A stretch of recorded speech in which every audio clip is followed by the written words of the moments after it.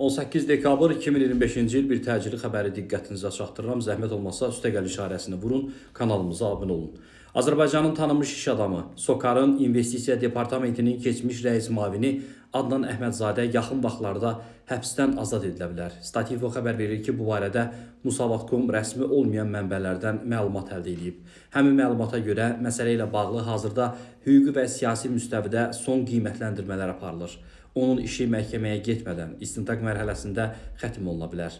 Adnan Əhmədzadənin barəsində seçilmiş 4 aylıq həbs qəti imkan tədbiri yanvar ayında bitir. Bildirilib ki, aparılmış araşdırmaların yekun mərhələsində Adnan Əhmədzadə barəsində irəli sürülən ittihamların bir qisminin sübut bazasının zəiflədiyi, xüsusilə Azərbaycan əleyhinə mümkün sui-qəsd və təhlükəsizlik riskləri ilə bağlı ehtimalların öz təsdiqini tapmadığı qeyd olunur.